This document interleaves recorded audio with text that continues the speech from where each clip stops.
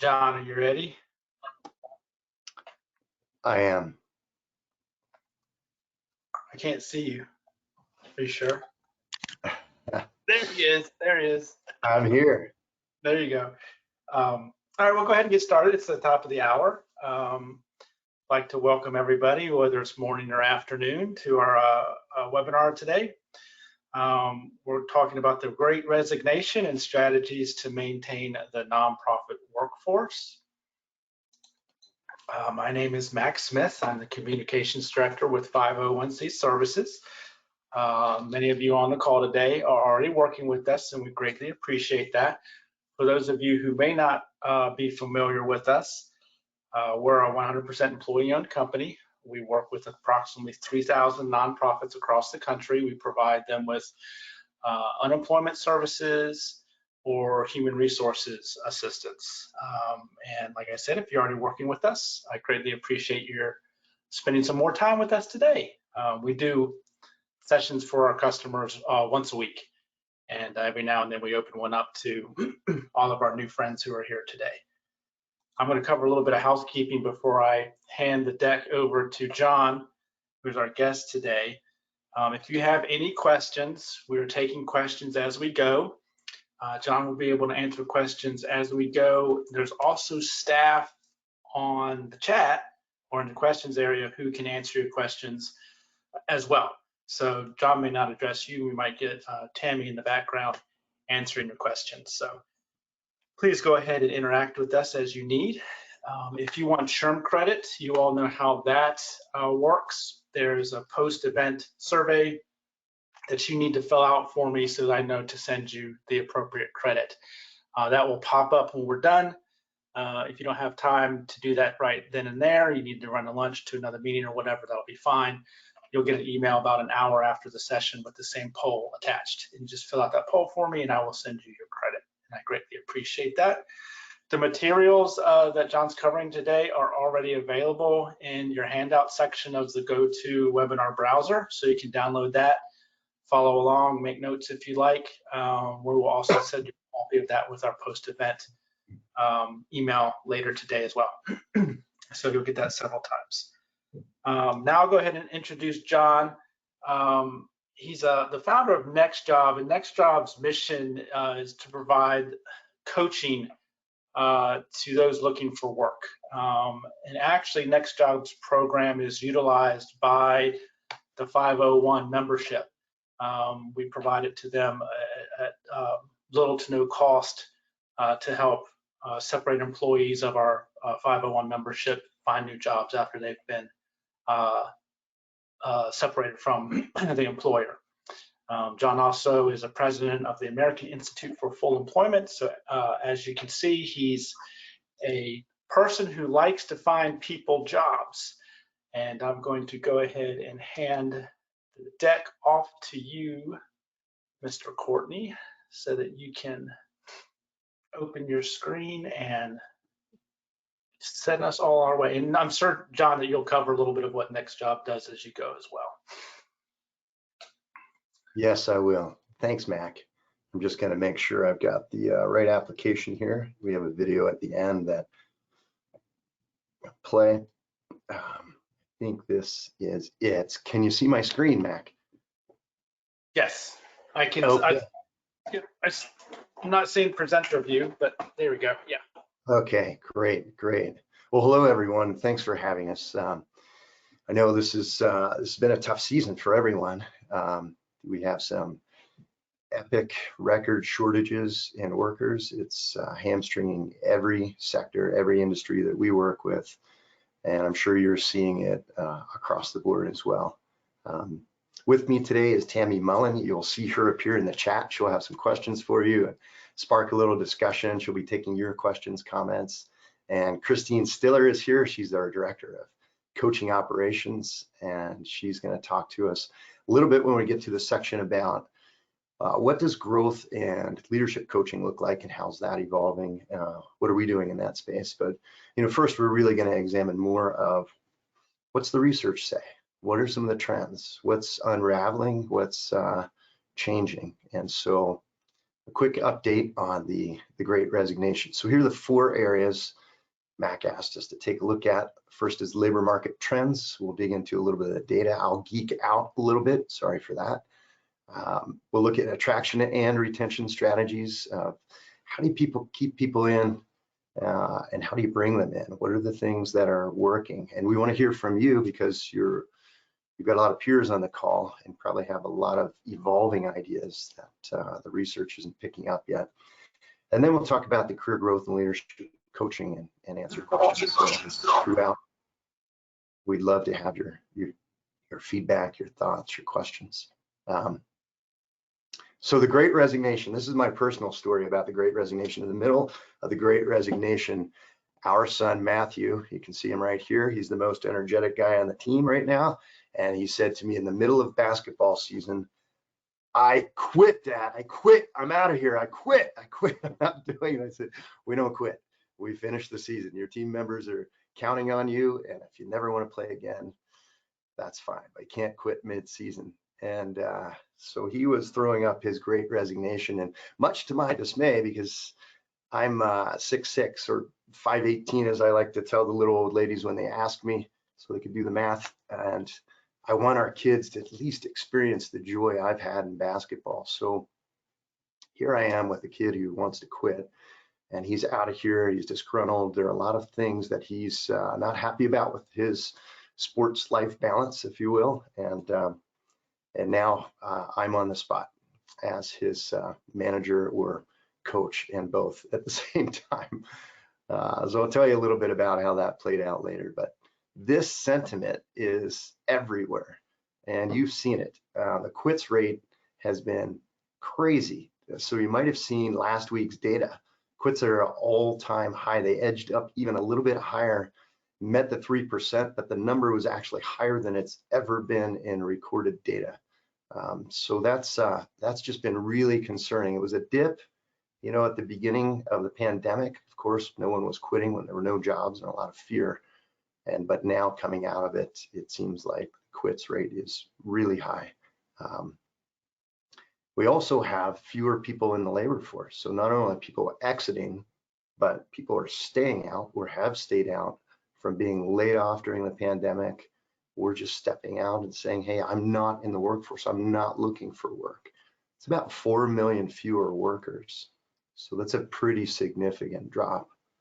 But what's crazy is we have 1.9 jobs per job seeker. And that also is a high. It hit the high in March when the data came out last week. It showed that this has not improved.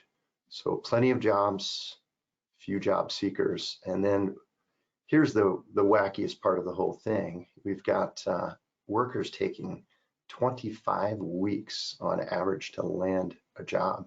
That's the time unemployed.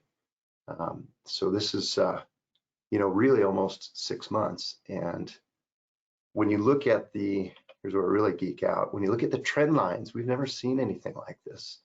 Typically when duration or length of unemployment is high, it's because the number of jobs are low, right? So you can see this division. They come together, they sort of match here. But look what happens over here in the pandemic. We have a high number of jobs, much higher than what we had pre-pandemic and in some good economies. But the duration has been stubbornly high up here at 25 weeks. So in March, per job seeker, we had over 55% more jobs, but people were taking 15% longer to land. So real phenomenon, real change in mindset. I think a lot of things driving that. Here's what it looked like in trying to fill the bucket. So you're probably feeling this in your organization. You might be doing a great job at recruiting and the hires are just pouring in. This is what's happening nationally. 6.7 million hires in the month of March for 11.5 million openings. So it's really going to fill the bucket up. But look at the other end of this, 6.3 million separations leaking out. And that included quits as the biggest driver at 4.5 million. So the net gain really here is just 400,000 filling the bucket. trying to fill 11.5 million slots. And it's this leaky bucket that we think has a lot of opportunity. On the hiring side, it's some really refined things with the staffing industry, recruiters. Really, for most part, our nation has a pretty well-oiled machine on that end of things. On the other hand, the softer things that keep people from quitting, maybe not as refined or as mature in our workforce. So these are the drivers. When you look at the research, and we group the research into three big buckets. One is sort of the red line, this health issue, being burned out. Our mayor in my town just announced that she's going to quit in 10 days. Unprovoked, nothing else, just burned out. Said she just can't handle it anymore. Depressed and stressed out, stuck. There are a lot of people who've been in long-term unemployment, and there's a psychology, even if they're ready to go back, of how do I get back on that horse and ride? How does that change my lifestyle? Am I ready? So there's some fear. And then there's this group, I think, that are hopeful. They're thinking about meaning. They're taking, this time off. I like to call it the great sabbatical, taking this breather, and they're looking at work-life balance. They're maybe also optimistic about the job market, understandably so, with record number of jobs per job seeker. And then there's this comfortable group. And I think this is maybe the dynamic of where things may change a little more rapidly. Seeing a lot of research and economists projecting what's happening with inflation and potential recession in the offing. So these are people who are baby boomers retiring. There's been a big chunk that's retired every year, and that continues for a while. But there's this increased wealth as well, and the stock market growth with, really 201ks, in the last Great Recession, coming down from a 401k to a 201k, and now really up to about an 801k if you do the math on it. So that's a lot of more wealth. Also, home prices have gone up fast, and there's this increased pandemic savings. And I don't know if you've looked at that, but we've calculated at the American Institute that if someone were laid off at the beginning of the pandemic, they could go as a family, 2 earners with 2 kids, the whole way through September in the fall, and have the same expenditure rate from the pandemic unemployment benefits and the pandemic payments, savings from childcare and other sources. And they could have had the same expenditures for about 1.5 years. At that point, one could go back to work and the other could stay out of work. These could be the people on the bench right now, stay out of work until really maybe July or the end of the year this year, depending on some individual factors in their family. So I think maybe the good news in the labor market is that the savings are beginning to dwindle quickly, and some of that hangover effect of safety net that did a nice job of supporting people, but maybe is keeping them out a little bit longer than we all thought it might. That dynamic is changing, and our prediction at the Institute is that those folks are going to start coming back, especially as inflation increases and those savings dwindle. So then the question is, what is the cost of quits? You may have seen the SHRM estimates. Pretty high. The lost productivity, the recruiting, the training time, the coworker goodwill. A lot of things happen when someone quits. And I know you've all felt the pain of it, I'm sure. The crazy thing is that annual quits are about 3 in 10 workers right now. When you look back at the annual rate, but this doesn't really change a lot. Going into pre-pandemic, it was over 20%. So imagine 1 in 5 workers quitting on average, but right now 3 out of 10. It's a lot of cost. So that really brings us to what are the strategies to manage this? And some of the research we'll look at is evolving quickly, a lot of surveys, a lot of worker attitudes, a lot of examination of the dynamics going on within each organization to see what is on people's minds and what are the things that are helping people stay. So we looked at some of the research. One of the more recent pieces was from ADP, aggregator of all the payroll data and surveying workers. And it's one of the bigger findings is that there's a lack of engagement. So only 14% of workers fully engaged in their work. So that's, more than 8 out of 10 who are not fully engaged. This is an opportunity. They point out that a worker's 14 times more likely to be fully engaged if they trust their team leader. So this management piece, you can see over here, entrepreneur in a survey at the end of the year, 57% say they've quit a job because of a bad boss. Someone who's maybe ill-equipped in a new role, stretched, trying to juggle a lot, maybe do 2 jobs, their job plus manage the rest of their team. Those team leaders are critical. Another stat, workers 2.6 times more likely to be fully engaged when they're working as part of a team. Now, this doesn't necessarily in research suggest they have to be in person. If they're remote and working as part of a team, that can be an effective way to be part of a team. So teamwork and leadership is a big piece of the research.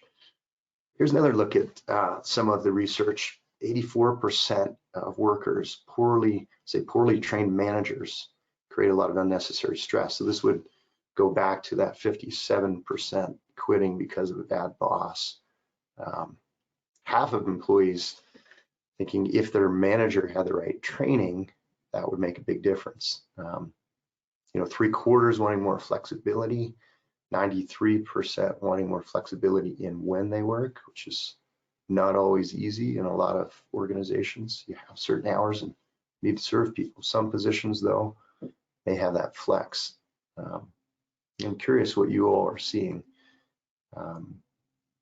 There's also a prediction by SHRM that we're going to see a lot more focus on career growth, a lot more of the internal, how are we growing our people, more time focused on retaining them through growth. And then just this last piece with mental health, which is a big piece. I know there's a lot of talk about employee well-being and wellness programs, and this comes up again and again in the research. So here was another piece that we looked at. This is the Indeed Work Happiness Report. Maybe some of you have seen this. This is a new study in 2021, and they're looking at here this question worldwide of something like 5 million employees surveyed. What actually makes you happy at work? Which has to do with that sort of engagement, that connection. And the top 3 were just a little surprising to us because they didn't put paid fairly in the top 3 of what actually makes them happy. Now, paid fairly may be one of those sort of given pieces, but what actually gets them beyond feeling okay, happy is being energized. Just doing work that really fits for them and being excited about that. It's part of the team culture, part of the sort of the management vision and leadership, but also this sense of belonging and purpose. I think in the nonprofit world, I've been managing nonprofits at the American Institute, a small one, for the past 20 years. And one of the things we find there, and also in NextJob with the social venture, with a very missional business, is this connection to purpose and mission can sometimes be a real retention piece in tougher times like we've had. People love to know they're part of making a difference. And so how we express that really matters. How we repeat that regularly can really matter. So that sense of purpose is a big deal, but only 43% of people happy at work right now. So fewer really engaged, fully engaged, and really less than half are happy.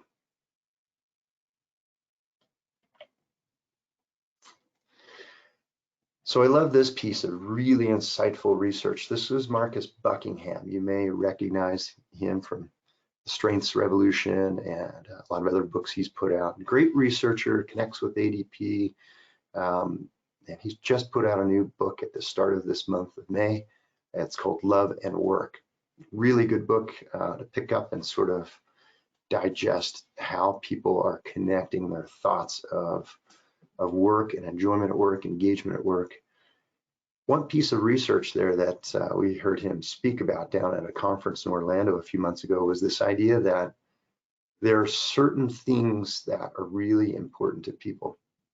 These he called the red threads. The red threads are the elements of the job that you love. And we all have them, and all the people on your team have them, hopefully. It's, maybe that one function that's just really locks in with them, the one thing they really excel at. And they did a study to see how people engage and how happy they are at work, and really their retention. And the study showed that when you get below 20% of your work on your weekly work, not in red thread type stuff, that people are really at great risk of leaving and quitting. But as you approach and get up to 20%, you get to a point where people have enough engagement, enough satisfaction, enough happiness at work that they're going to stick around. When you go above 20%, up to 25, 30, 40%, it's just a very incremental gain in their likelihood to stay. So you've got this rapid growth when you get up to 20%. If they're at 10%, you can move them to 20. It can make a substantial difference, much more of a difference than moving those who are at 20 up to 30 or 40.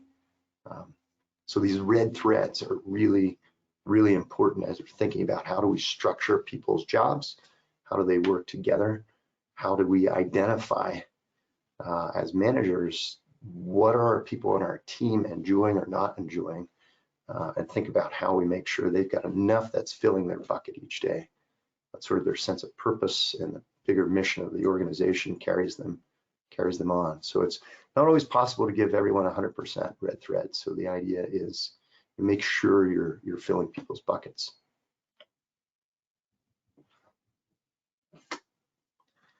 So this is where I think we're really interested in you sharing some of the things that you all are seeing as strategies that are working well right now.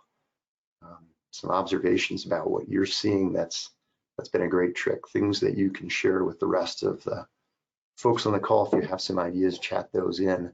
But I'll talk about the research and what the research is seeing. We've sort of summarized a wide variety of research into some groupings here. Again, starting at the bottom of the pyramid, just these maybe sort of essentials that you have to have pay rates that are competitive, that are enough really to put food on the table and get people satisfied with, a living wage and wages that are going to work for them. So that's been a big piece. Some of the movement here has been in signing bonuses when you bring people on. It's a short-term expenditure, not a long-term commitment, especially as things change in the economy. Very important to keep overall wages in check.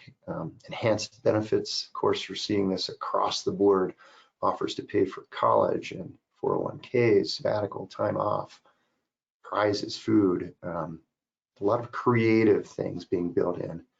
And, really just trying to show that appreciation in the form of benefits and pay. Second area is what I'd call the comforts. We've grouped them into the comforts. And again, these are the remote work, flexibility of office. Again, the stat on how many are looking for some flexibility in their schedule or what they're doing. Meetings, Zoom fatigue has become a big deal these days.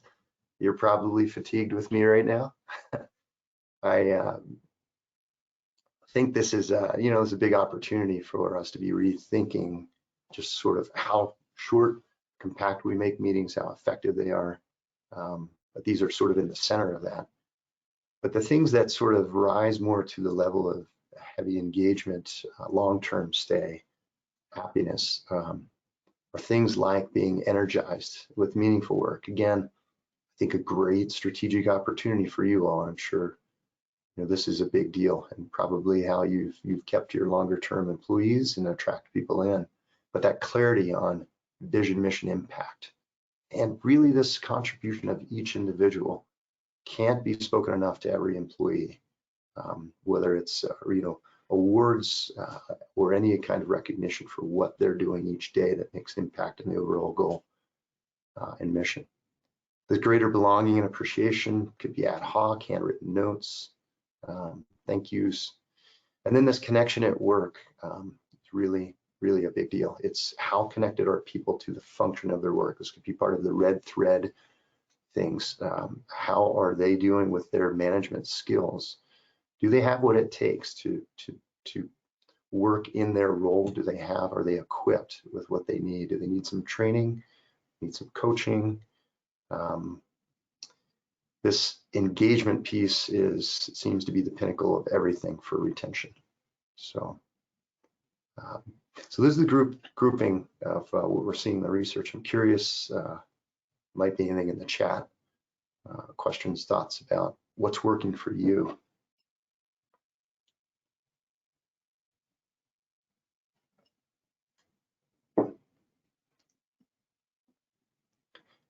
Okay, we'll come back to that. Some time for some questions, but first I want to go to this guy. Here was my bad dad failure on this. I realized Matthew had shoes that had been climbing in mud, jumping off huge rocks, and also serving as the brakes when he's biking down the street and decides he doesn't want to use his hand brakes. He just put his shoes down because that's a good way to stop, apparently, but not on the basketball court. So, you know, we equipped him with new shoes. We equipped him with drills and skills at home. I became his personal coach outside the team to sort of lean in on the things that he was not equipped with. He didn't have any experience. He was feeling down about himself. He is a guy who just does not have a lot of stamina. We put in an incentive program for him to skip rope downstairs in the living room, and he caught the vision of that and gained a few things. We put up, much to my wife's dismay, some tape on one of our higher walls where he could shoot the ball against the wall at night. That tape's gone now, postseason. But through it all, we were able to, you know, equip him. And by the end of the season, with a lot of bribery and a lot of equipping, he became engaged. And you can see he jumped into the team. And I think that's, you just metaphorically what we have with a number of our employees who are stretched, maybe not as equipped to do their current role. They're looking for what is that piece of equipment? What is that nudge, that encouragement? Sometimes it's an outside coach. Sometimes it's just stronger management, you know, training opportunity. Hey, I see you understand it's struggling right now. We're going to give you some more training, some more recognition. In Matthew's case, it was French fries. So turning here to just career growth and leadership coaching that we've been doing. Retention strategies. Yeah, a little bit of feedback there. The audio is going to work, Christine. If it doesn't, I'll jump in, but we'll see. So at NextJob, we've really been weighing into this. Our mission is really full employment. Everybody who wants a job should have a job, and that means getting people back to work fast when they're laid off. And we tend to double the amount of time or cut in half the amount of time that it takes for people to land a job. But through this retention piece is really important too, with really 30% of per year of workers quitting jobs. It's a big opportunity. It should not be that high. We think there's some great opportunities here. And what we call the democratization of what used to be executive coaching just for executives and managers, now also being available through companies like ours doing remote virtual coaching and providing that to every level of employee at different, you know, price points and a much more cost-effective way than ever before. So this is an evolving area to look into, and Christine's going to tell you about how we do it, so you have a flavor for that in case that's something that fits for you with another company or with us. So we'll dig into that. Christine. Hello, can you hear me? Yes. Excellent, excellent. Well, thank you for having me here. I just wanted to talk a little bit about the coaching services that are available for assisting employees and managers in their growth, in their leadership skills, or just in your own well-being. And as we've been talking about today, And I know that I've seen in nonprofits that there is a lot of potential burnout, a lot of focus and emphasis on how do we support the well-being within our employees. And so with the coaching service at NextJob, there's three different types of coaching that can occur. There's the leadership coaching to develop competencies with new leaders or leaders that are already in place to assist them in growing in their leadership ability to be effective in their leadership. An example there could be we work all the coaching is in most of the coaching is individual, and we have leaders that we've been coaching around how to have more meaningful conversations to help leaders go from being the leaders that are getting stuff done to leaders that are creating stronger dialogue with their employees, and to create that sense of safety and security for employees that can come and talk about that they are feeling burnt out, they are feeling overwhelmed, and we coach with those leaders to help them become the place to create trusted connections with all different kinds of employees, different kinds of personalities. So as HR professionals, you know that there are leaders that have different ways of communicating that doesn't work for every style of employee. So the coaching could focus on helping those leaders to expand their ability to reach different styles of communication. We also work with leaders, with employees that are just newly, or you're wanting to help them grow into leadership. So leaders with employees with potential, and working with them to start to expand their ability to work across peers and be influential with peers to be able to rise to that level of being officially a leader of their peers. And we also work with employees that are feeling a little lost in they lost some sense of meaning in their role. They've been in the same role over and over, feeling a need to find connection to their work, to find connection with others. They're feeling a little bit burnt out. And so either way, the coaching here can really help employees find a sense of purpose. We also had a number of managers come to us because they're just overwhelmed with there's so few employees that the managers are doing the work as well, and their ability to take time to have developmental conversations with employees, they just aren't able to have those developmental conversations. And so organizations are looking to coaching services to be able to provide that private coach to have developmental conversations and to connect in with the employer offering that as a service to create that stickiness with the employee feeling like their employer is providing that service and that care. So there's just giving you some examples, if that's what you're looking for, John. Anything else you wanted me to speak to?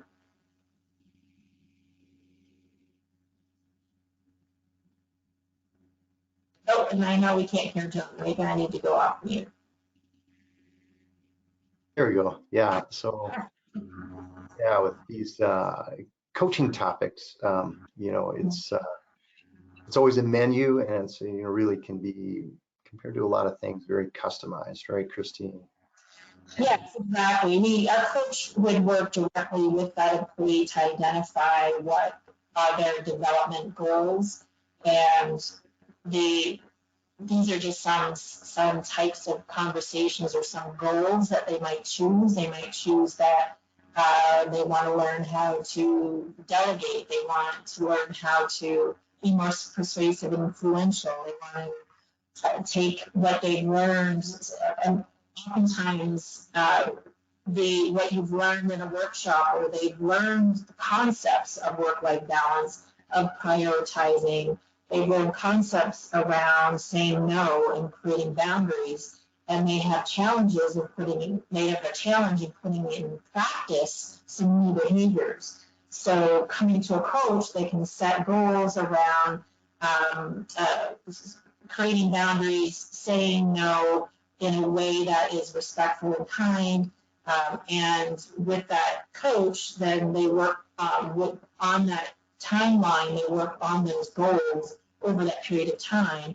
And we also have the opportunity for the organization to contribute to what the organization is seeing as possible goals for that employee to work on as well. So working in partnership with the organization to assist that employee in setting goals to successful outcomes within that coaching engagement.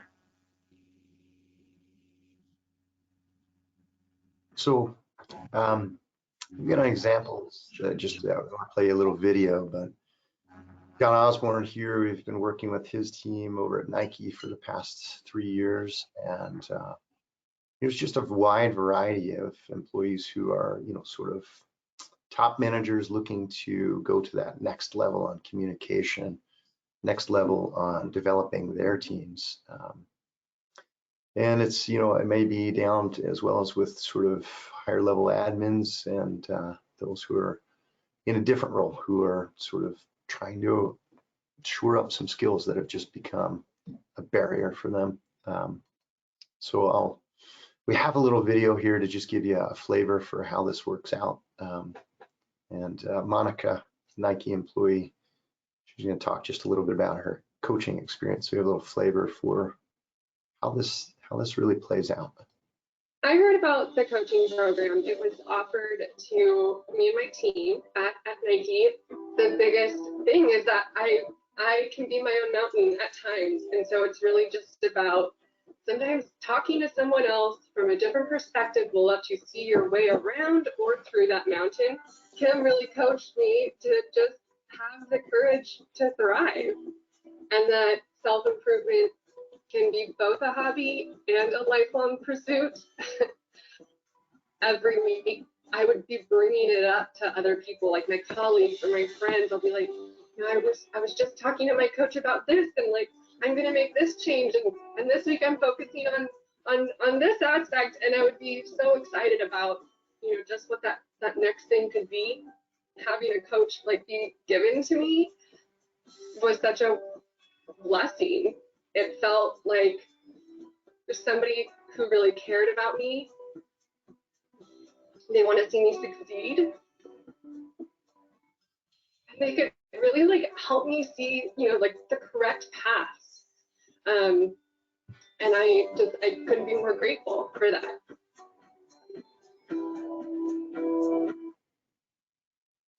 Just give you a flavor for how that plays out. One of the things that surprised us was when you find employees who get that sort of extra help, and whether it's from their manager or from the HR team, whether it's from someone on the outside helping support the HR team and the manager, it's pretty meaningful. What we saw was her coach, Monika's coach, is from Atlanta, just to give you an idea, and she's coaching Monika, who's up here in Oregon, Beaverton, Oregon, outside of sort of near Mount Hood. And Monika, turns out, is an artist. So Kim gets in the mail one day this package, and she has no idea what it is. She opens it up and she finds this painting. Monika has painted her the mountains of Oregon with this message on the back talking about, thank you for helping me overcome my mountains and thrive at work. So, sometimes it's amazing how we can get to helping someone get over the mountain rather than leave and never discover that opportunity to really thrive in the spot they've been in with the connections they have, and really avoid that turnover piece. So, circling back to this, the costs they were stunningly high when I looked at the SHRM estimate. I didn't really think 6 to 9 months of an employee's salary could be it until we started digging into some of the math on these items. The lost opportunities was really a big one. But we did just a little calculation to say, well, what if it wasn't 6 to 9 months? Well, it was 4 months of salary, what would it look like to, save 1 out of 10 employees, one of the 3 that were going to quit in a year. So it was just a little quick math of, even if 1 quit, saved 4 months of salary, $4,000 a month, $48,000 salary, $16,000. It's pretty significant. And it was kind of an eye opener for us when we got into really analyzing sort of the costs of quits. John? Yes. So we've had some great conversation in the chat, and one of the things that I thought would be beneficial for everyone to hear was a recommendation about looking for outside funding. We've seen that in some other areas that organizations have been able to apply for outside funding for employee training. And I think that is a great avenue to go. I don't know if anyone wants to share in the chat or with each other after kind of how they did that, but definitely something to look into.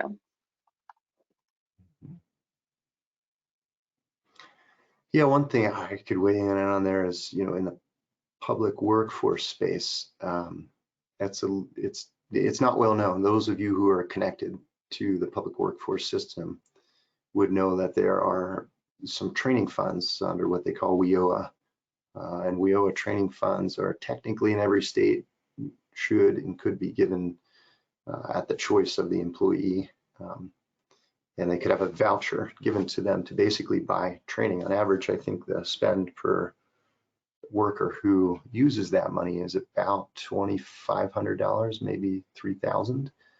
And the training can be on a wide variety of things. Typically, you need an eligible training provider.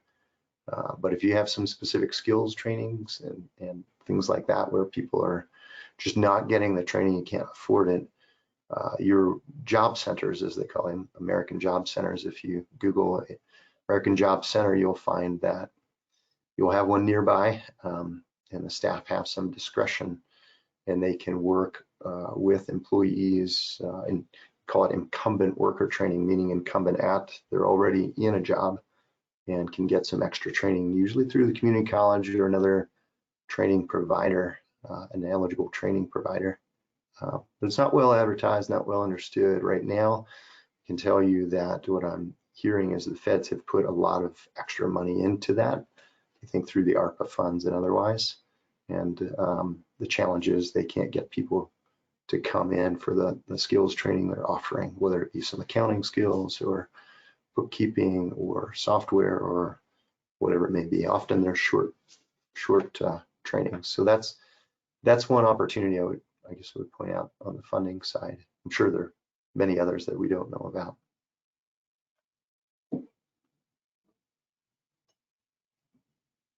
Other questions or comments, Tammy, in the chat? No, a lot of discussion now on funding and funding sources. So I did provide my contact information for anyone who wanted to get in touch after to ask more questions. And I think Mac is going to send me all the questions to make sure I didn't miss any. But yeah, great ideas and engagement. Yeah. One thing I've seen as well is that I think right now a lot of the donor base, of course, a lot of them have their investments in a stock market, so they've seen that rise, even though we've seen some correction back down the past month and even days. But I think there's also a lot more funding and a lot of recognition that the shortage issue is a real issue. And I would encourage you all to share some of the content of this deck with your donors to say, look, we're hiring, but the shortage can also be driven heavily by quits. And preventing those quits is a big deal. It's capacity building in a way, because you're really investing in a stronger, longer term team. So it's maybe not a one-time, out the door expenditure, which some donors don't want to make. It's more of a long-term investment in a team and in management. And I think as I've seen the donor base, tend to be sympathetic to that idea of we really want the capacity of our, especially our leaders and our team leaders and our managers to increase and grow. So some of this is really not on their radar. And I encourage you to share some of it if it's helpful. If you need any of the slides in PowerPoint form, let us know. We'd be glad to share them in that format as well. So yeah, so another thing that occurred to me, John, about funding and different funding areas, we work with a lot of banks in some of the stuff that we do, and we work in areas of bank funding for community organizations as they serve their clients. But that is another avenue that you could go as well, because every bank that has a retail location in your area is required to spend a certain amount of money in that community as part of the Community Reinvestment Act. So that's another avenue, again, that you can go to see if there's funding available in your area. And I'm surprised at how many nonprofit organizations I talk to that don't know that banks are out there trying to spend money. So that's another opportunity. yeah, there's a lot of funding in that space, right? And it's they go by the acronym CRA, Community Reinvestment Act, and that's probably one to have handy in your back pocket if you're talking with banks. Typically, they're focused on financial literacy, but they're beginning to look into other areas, and we've partnered with banks on really this more career literacy piece. So that could be another source. At the end of the day, the career growth coaching, we put up a little menu of services here in case this is something you're interested in. We provide really 3 different angles on it. One is the one-on-one advanced coaching. So this is more for leaders, upper level managers, strategic contributors. At the tier for emerging leaders and the high potential employees, this is we call our one-on-one growth coaching. And again, these are assessing leaders, looking at their strengths, looking at their personality types, getting some very specific recommendations, digging into those, setting some goals, and then working with a coach one-on-one weekly for 3 months, 4 months, and helping overcome those mountains, sharpen the skills, and just be better equipped to lead in these times. We also do small group coaching, and that's a hybrid model of it would be a group model, coming together, working as a team, and then splitting off and having more personal conversations that are a little more vulnerable one-on-one with a coach to work through individual opportunities. So for the members on the call, just to let you know, we're making a very open offer here for limited time. We've got a first package free if you want to try some of those coachings, worth about $1,600. And contact information is in the deck that was supplied. It's here. You can contact Paul on our team who coordinates that. Also have an opportunity, if anyone's making layoffs, to have the first outplacement package free of charge as well. So that's also something that comes along as a membership benefit for those who So are I think, yeah, for members of 501, so we do have a lot of non-members on the phone, John, as well. So that offer of a free career growth package is open for everyone. And then I would really encourage the members to look at the offerings that 501 has, because there is that option to get a number of packages paid for through your membership with 501 for layoffs. So we are seeing a lot of layoffs still in this day and age. So that is definitely a benefit to take advantage of that 501 is offering. I've also included my contact information in the chat for anyone who would like to follow up with questions, and I've included my calendar link there as well. So I'm going to pause here for any other questions, comments. I know there's a lot happening in the chat. I'll give you a little time to make an exchange there. So I'm going to just wrap up by saying, though, as you're implementing these strategies, Don't forget the French fries, the stevia doesn't have as much sugar in it. Those little pieces of just recognition, prizes, bonuses, focus, equipping, all of those things in the research that, prompt connection engagements, and sort of that, I see you, I know what you're struggling with. We're gonna do what we can. Maybe we can't do everything, but we want to build in the red threads. We want to build in the things that help you stay in your job and thrive. So.